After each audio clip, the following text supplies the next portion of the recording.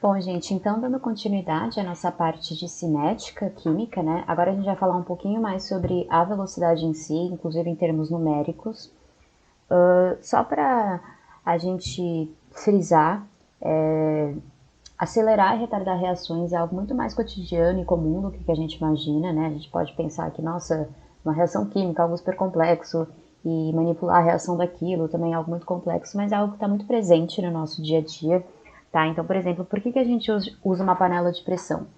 Porque a gente tem um processo natural ali, na verdade, numa panela comum a gente tem um processo normal de cozimento de um determinado alimento, mas a gente quer acelerar, a gente quer que aquilo seja cozido mais rapidamente. Então eu posso pegar o meu feijão, colocar numa panela comum e aquecer ele e esperar ele ficar num ponto ideal, ficar amolecer. Só que isso é muito demorado, então o que eu faço? Eu faço manipulação ali, né? No caso, uma temperatura maior e uma pressão maior, coloco na panela de pressão, né? Que ela tem ela manipula nesse sentido, e aí eu consigo atingir o mesmo ponto, né, do meu feijão ficar amolecido num tempo muito menor. O sistema de airbags, né, utilizado em carros também, a partir de um determinado impacto, né, que o seu carro sofra, eu tenho uma reação ali onde ele precisa inflar o mais rapidamente possível, garantindo a proteção e a segurança de quem estiver ali no carro. Como a gente já citou anteriormente, né, a geladeira é um exemplo assim, extremamente cotidiano, onde a gente coloca alimentos, né, ali para que o processo de a ação dos micro-organismos no nosso alimento, na nossa bebida, seja retardado o máximo possível, né? E, então aí eu tenho uma diminuição da velocidade da reação. E também aqui, por exemplo, alguns objetos metálicos, né? Muitas vezes a gente aplica algum produto químico, alguma coisa, para que, por exemplo, o processo desse nosso objeto enferrujar seja também retardado. Então aqui, né, são alguns exemplos de como esse controle aí de velocidade reacional está muito mais presente no nosso dia a dia do que a gente pode imaginar. E definindo conceitualmente, né, o que é velocidade reacional, basicamente é o quanto de reagente está sendo consumido ou o quanto de produto eu estou gerando em um determinado tempo. Assim como lá na física a gente definia que velocidade é o quanto o seu corpo caminha, né, quando seu corpo caminha ou consegue se movimentar num espaço em um determinado tempo, aqui em química, esse nosso espaço, na verdade, vai ser o consumo ou a produção do reagente ou do produto, né, respectivamente, mas também um determinado tempo, tá? Então, por exemplo, aqui eu tenho na formação da amônia, eu tenho um nitrogênio e o hidrogênio reagindo, levando à formação da amônia. No começo, eu não vou ter nada de amônia, tá? Porque eu acabei de começar a minha reação. E eu vou ter a minha quantidade máxima aí possível de nitrogênio e hidrogênio. Conforme o tempo for passando, eles vão reagindo entre si, esse nitrogênio e esse hidrogênio. Então, se eles estão reagindo, eles estão formando amônia, então a minha quantidade de amônia vai crescendo. E aí, se eles estão formando amônia, eles estão diminuindo, tá? Então, mais ou menos isso que eu falei, né? A cinética química pensa que a gente tem um reagente A e um produto B. Notem aqui que no instante zero, a gente só vai ter o reagente A, a gente não começa uma reação já tendo produto, né? Então, todas as minhas bolinhas aqui são laranjas. Conforme o tempo vai passando, depois de... Aqui não tem unidade de medida, mas pode ser segundo, minutos. Conforme o tempo vai passando, vamos supor que seja 20 minutos. Eu começo a perceber que eu tenho uma aparição aqui, né, de bolinhas azuis, então o meu produto B começa a aparecer, ao mesmo tempo que o meu reagente A, as minhas bolinhas laranjas estão diminuindo em quantidade, né, em concentração. Então, passado mais um tempo, aí eu tenho muito mais produtos B, né, produtos B formados, e aumentei a minha quantidade de produto e, consequentemente, diminuí mais ainda a minha quantidade de reagente até um estado final, onde todo o meu reagente foi consumido, todo o meu reagente reagiu e eu tenho a quantidade máxima de produto formado. Essa é uma situação ideal, não necessariamente isso acontece, tá, na vida real. Eu posso ter resquícios de reagente, eu posso atingir um ponto onde, por diversos motivos, a reação não consegue mais ser processada, ocorrer, mas de uma forma geral é isso, assim, começo só com reagente e caminho de uma forma que eu tenha todo o meu reagente consumido e O produto é o inverso, começo sem nenhum produto e caminho de forma em que tudo se torne um produto. Graficamente, né, isso pode ser bastante cobrado de vocês, eu vou ter sempre no eixo Y a quantidade e no eixo X o caminho da reação, então o tempo reacional, pode ser em segundos, minutos, horas, dias, tanto faz. E aí pensem que é isso, a minha quantidade de, vamos começar pelo reagente, a minha quantidade de reagente, então lá naquele exemplo da amônia que eu dei, que era nitrogênio reagindo com hidrogênio, levando à formação de amônia, a minha quantidade de reagentes é máxima, né? E conforme o tempo vai passando, vai decaindo, tá? E os produtos, né, que no caso era a amônia, é justamente o oposto. Eu começo não tendo nada de produto e conforme o tempo vai passando, essa quantidade de produto vai aumentando. Um outro exemplo, aqui a gente tem o limoneno, né? Ele está decaindo, então a gente consegue imaginar que ele nada mais seja do que o nosso reagente, né? Porque eu começo numa quantidade máxima, ou porcentagem, inclusive, uma porcentagem máxima, eu só tenho limoneno, e vai decaindo. Aqui, esse pecimeno, percebam, começa numa quantidade zero e vai aumentando, aumentando, aumentando, tá? Conforme o tempo. Então, possivelmente aqui, possivelmente não, o pecimeno é o nosso produto, tá? E aí aqui a gente tem esse alfa-terpineno, que pode ver, ele começa no zero, então eu penso, poxa, é um produto, só que ele, né, ele cresce, e aí chega um determinado momento que ele começa a decair novamente. Até no tempo final, a concentração dele é zero. O que seria esse alfa-terpineno? É um produto intermediário. Então, numa reação, eu posso pensar que eu comecei com o limoneno, eu tive a formação do alfa-terpineno, junto do pecimeno, talvez, né? Talvez não tive, junto do pecimeno. Só que esse alfa-terpineno era só um produto ali intermediário que levaria à formação posterior de mais pecimeno. Então, ele é o que a gente chama de produto intermediário, tá? Esse gráfico aqui, inclusive, foi uma questão da FUVEST, se eu não me engano, e aí ele perguntava isso. Ele explicava aí mais ou menos como era o mecanismo, ele falava, o limoneno é um reagente, o alfa-terpineno... Não, minto, ele dava esse gráfico e ele perguntava o que cada um significava. E aí a resposta era, o limoneno era o nosso reagente, o alfa-terpineno era o nosso produto intermediário e o pecimeno era o nosso produto final, tá? Importante lembrar que o alfa-terpineno não é um catalisador, tá? É um reagente intermediário, são coisas diferentes. Aí aqui a gente tem dois conceitos, que é a velocidade média da substância e a velocidade média da reação. Assim como em física, né, velocidade, a gente calculava um delta por um delta de espaço por tempo.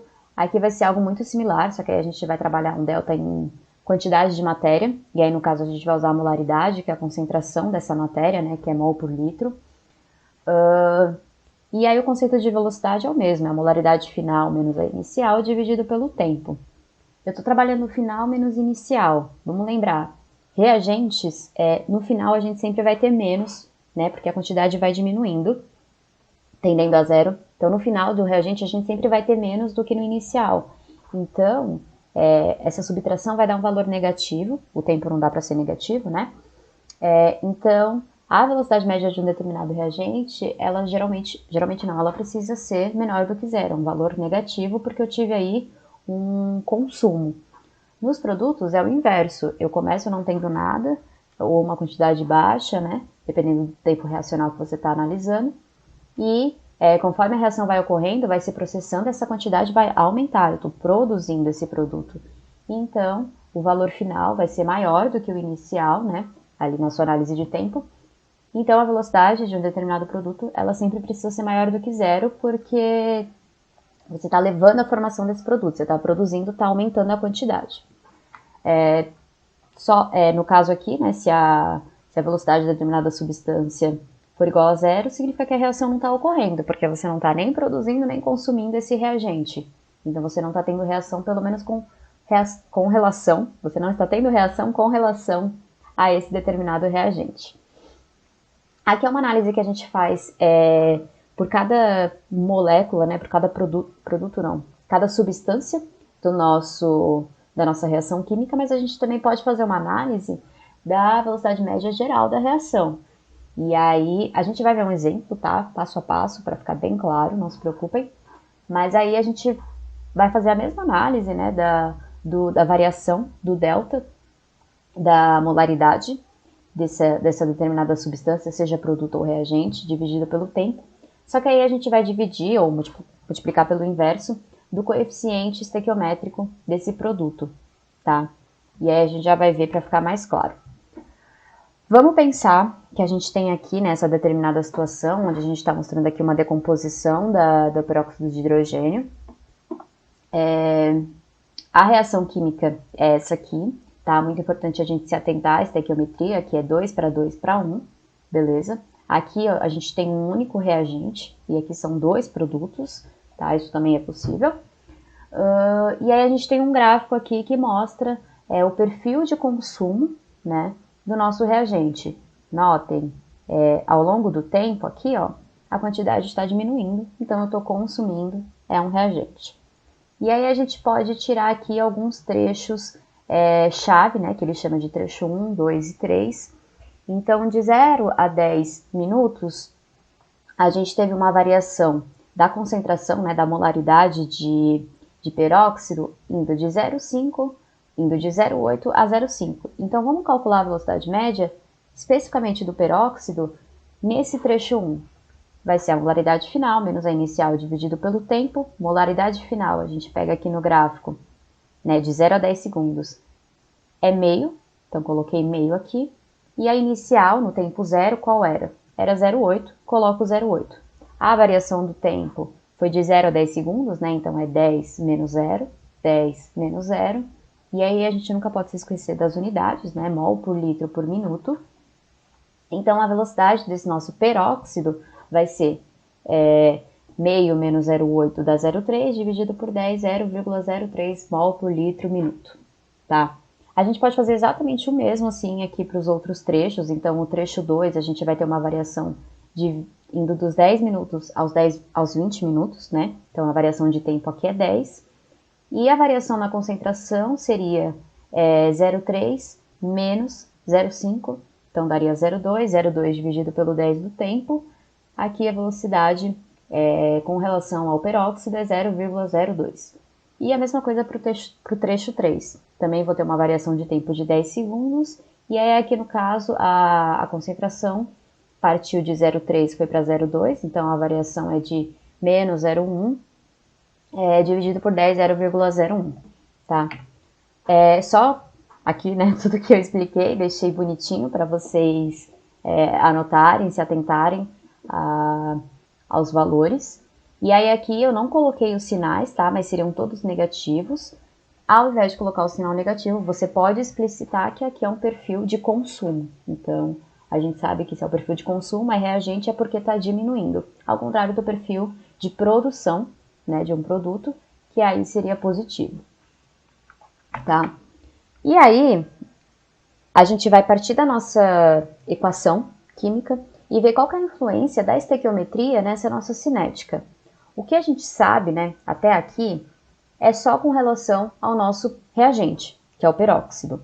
Então, a gente sabe que no T0, o peróxido tinha 0,8 mol por litro, essa era a concentração dele, a molaridade dele. No T10, meio mol por litro. No T20, 0,3 mol por litro. E no T30, 0,2 mol por litro. Tudo isso foram informações que eu tirei do próprio gráfico, tá? No trecho 1, conforme a gente viu, o que a gente tinha? Aqui, ó.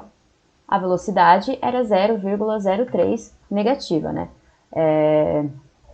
Então, o que aconteceu? No trecho 1, a gente teve um consumo de 0,3 mol por litro, ou seja, menos 0,3 mol por litro. No trecho 2, qual que era a nossa velocidade? 0,02 mol por litro por minuto. Então, no trecho 2, a gente teve um consumo, né, uma diminuição negativa, então, de 0,2 mol por litro. E no trecho 3, a nossa velocidade era de 0,01 reagente, então é perfil de consumo, de 0,1 mol por litro. Como que a gente avalia a estequiometria nesse caso? A gente não avalia em um determinado tempo, tá? A gente avalia pelo perfil de consumo ou produção. Então, a estequiometria, por exemplo, não é porque aqui está 0,8 mol por litro que aqui vai ser, por exemplo, aqui está 2 para 2, né? Então, o mesmo valor. Então, aqui não vai ser 0,8 mol por litro. a nossa avaliação da estequiometria vai ser aqui, ó, na velocidade ou no perfil de consumo e produção. Então vamos lá, tanto a água quanto o nosso gás oxigênio aqui, ó, no tempo zero são produtos, certo? Nunca se esqueçam, produtos no tempo zero a gente não tem, tá? É zero. Então aqui é zero. No trecho 1, com relação aqui ao reagente, a gente teve um consumo de 0,3 mol por litro.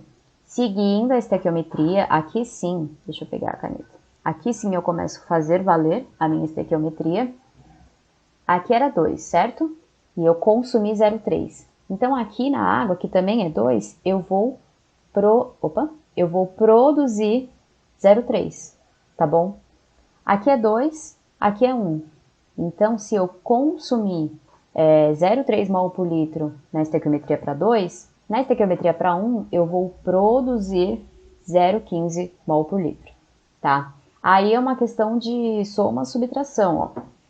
0,8 mol por litro menos 0,3 deu justamente o meio, que estava lá no nosso gráfico. Eu não tinha nada de produto, e aí eu, produzi 0,3 mol por litro de água. Então, aqui exatamente no tempo 10 eu tenho 0,3 mol por litro de água. E com relação ao oxigênio, eu não tinha nada. A estequiometria dele é metade com relação ao peróxido e com relação à água. Então, eu produzi 0,15, que foi a metade do 0,3. Então, exatamente no T10 eu tenho 0,15 de oxigênio. A mesma coisa aqui, ó. No trecho 2, é aqui que eu vou avaliar a minha estequiometria. No trecho 2, eu consumi 0,2 mol por litro de peróxido. Então, quanto que de água eu vou ter produzido? Também 0,2, só que aí, lembra, aqui eu consumi, aqui eu produzi, então aqui o sinal é positivo. Também vai ser 0,2 mol por litro, porque aqui a estequiometria é 1 para 1, né? 2 para 2 é a mesma coisa que 1 para 1. E com relação ao oxigênio, que é metade desses outros coeficientes, com relação ao oxigênio, eu vou ter produzido 0,1 mol por litro. Aí, esse foi o trecho 2, que era de 10 a 20 minutos, então em 20 minutos o que eu tinha? Meio mol por litro de peróxido menos 0,2 dá 0,3 mol por litro. Com relação à água, eu tinha 0,3 mol por litro e eu produzi mais 0,2, então eu fico com meio mol por litro. E com relação ao oxigênio, eu tinha 0,15 mol por litro, produzi mais 0,1 mol por litro, então fiquei com 0,15 mais 0,1, 0,25 mol por litro. Por fim, no trecho 3, então de 20 a 30 minutos, vamos ver qual foi o nosso perfil aí de variação, tanto de reagente quanto de produto. A gente já tinha calculado lá, que a gente teve uma variação com relação ao peróxido de 0,1, então menos 0,1, porque eu consumi.